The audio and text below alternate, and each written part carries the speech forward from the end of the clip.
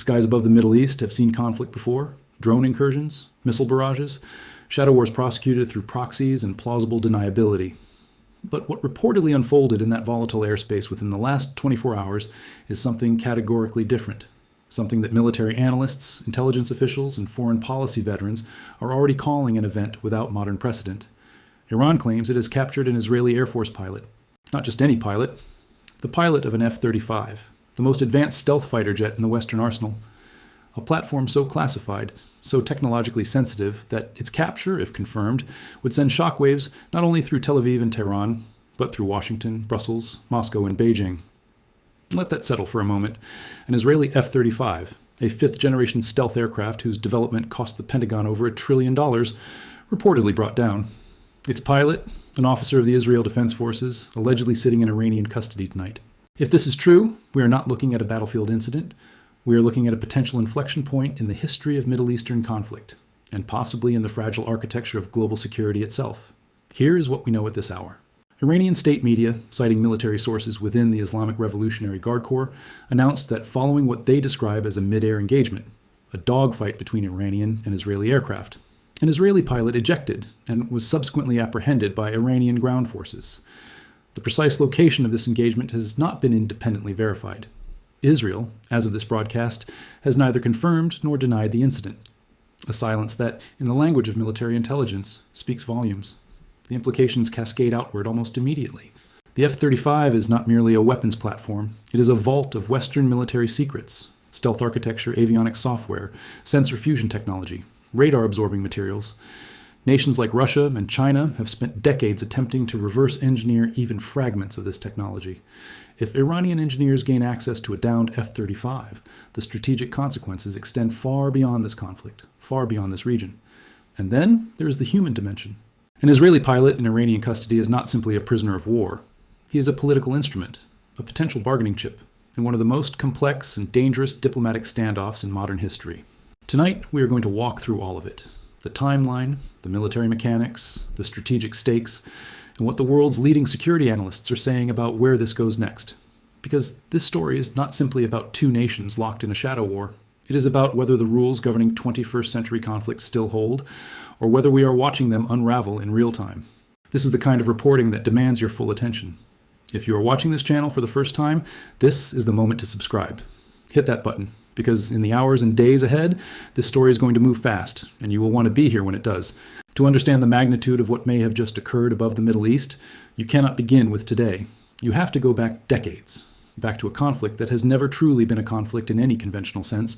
No formal declaration of war, no defined front lines, and yet a sustained, grinding, extraordinarily dangerous confrontation between two nations locked in existential opposition for nearly half a century. Israel and Iran. Two regional powers, two radically incompatible visions for the future of the Middle East, and between them, one of the most consequential shadow wars in modern geopolitical history. It begins in 1979. The Iranian Revolution transforms a pro-Western monarchy into an Islamic republic under Ayatollah Khomeini. Almost overnight, a country that had quietly cooperated with Israel becomes its most ideologically committed enemy. Tehran begins funding, arming, and directing proxy forces across the region: Hezbollah in Lebanon, Hamas in Gaza, militia networks stretching from Iraq into Syria and down through Yemen. The stated objective, repeated by Iranian leadership across 4 decades, is unambiguous: the elimination of the Israeli state. Israel, for its part, does not wait passively. Through the late 1980s and into the 1990s, Israeli intelligence, the Mossad, conducts covert operations targeting Iranian nuclear scientists, weapons procurement networks, and military infrastructure. These operations are rarely acknowledged. Their results are consistently significant. Then comes the nuclear dimension. By the mid-2000s, international inspectors begin confirming what Western intelligence agencies had long suspected. Iran is pursuing uranium enrichment capabilities that extend well beyond any civilian energy requirement. The International Atomic Energy Agency raises formal alarms. The United Nations imposes sanctions. And Israel, watching a potential existential threat develop in real time, begins preparing contingency options that go far beyond the boundaries of diplomacy. In 2007, in what becomes known as Operation Orchard, Israeli aircraft destroy a suspected Syrian nuclear facility believed to have been constructed with North Korean assistance and Iranian financing. It is a surgical strike. It is a message. And it is a preview of Israel's willingness to act unilaterally when it perceives a nuclear threshold being crossed. fast forward to the 2010s and the era known as the Campaign Between the Wars. A sustained Israeli air campaign targeting Iranian weapons shipments, missile depots, and military installations across Syria begins to define the modern battlefield. Hundreds of airstrikes, thousands of munitions expended, and through it all, a carefully maintained ambiguity. Israel rarely confirming, Iran rarely retaliating directly, both sides operating just below the threshold of open war. That threshold begins to erode after October 7, 2023. Hamas's assault on southern Israel triggers the most devastating conflict Gaza has witnessed in generations. Iran's fingerprints are visible in the weapons used, the training provided, and the intelligence architecture behind the attack. Israel responds not only in Gaza, but begins escalating pressure across the entire Iranian-aligned regional network. By 2024, the Shadow War steps partially into the open. Iran launches a direct missile and drone attack against Israeli territory, the first such strike in history. Israel retaliates, red lines are crossed, redrawn, and crossed again. The rules of engagement, such as they ever were, begin to feel dangerously obsolete, which brings us to the present moment. Israeli air operations over Iranian-aligned territory have intensified.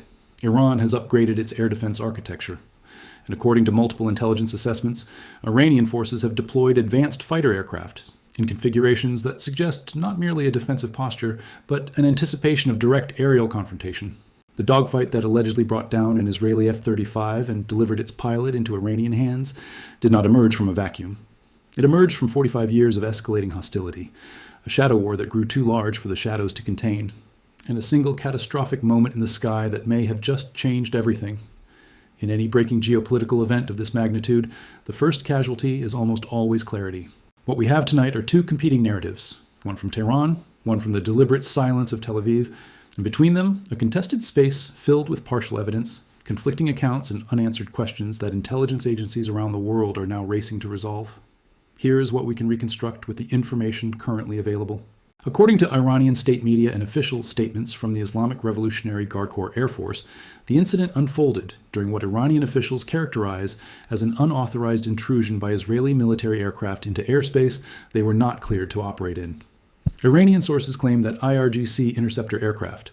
The specific model has not been officially confirmed, though regional analysts point to the domestically produced Qaher 313 or upgraded F-14 Tomcat variants still maintained within the Iranian fleet, were scrambled to intercept the Israeli formation.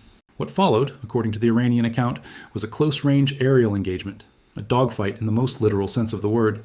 Iranian pilots, they claim, maneuvered aggressively, forcing an engagement at visual range, a combat environment in which the F-35's stealth advantages are significantly diminished. At some point during this engagement, the Iranian side asserts the Israeli aircraft was either struck by an air-to-air missile or suffered a critical systems failure under the stress of combat maneuvering. The pilot ejected. Iranian ground forces located and secured him before any Israeli rescue operation could be mounted. Iranian state television has broadcast what it claims are initial images of the pilot and the wreckage. As of this hour, independent verification of those images remains impossible. The IRGC has issued a formal statement describing the pilot's capture in language that is anything but accidental, calling it, in their words, a decisive response to Zionist aggression. Every word in that framing is deliberate. Every word is aimed at a specific audience, and that tells us something important about how Tehran intends to use this moment, not just militarily, but politically, regionally, and on the world stage. The Israeli side, meanwhile, remains officially silent. No confirmation, no denial, no statement from the IDF, the Prime Minister's office, or the Defense Ministry. In most circumstances, official silence from a democracy under these conditions suggests one of two things. Either the incident is still being assessed at the highest levels, or the confirmation of the event itself carries consequences so significant that even acknowledging it requires careful strategic calculation. Neither explanation is reassuring. What independent analysts are examining tonight are signals.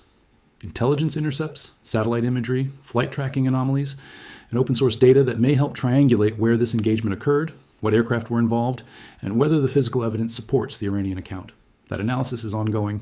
Results are not yet conclusive, but here's what we can say with reasonable confidence based on the overall trajectory of events. The conditions for exactly this kind of incident have been building for months. Iranian air defense upgrades, Israeli air operation tempo increases, a deteriorating buffer zone in Syrian airspace.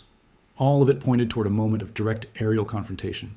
Whether this is that moment, and whether it unfolded exactly as Tehran claims, is still being determined. What is not in dispute is this. The story is real, the stakes are extraordinary, and the world is watching.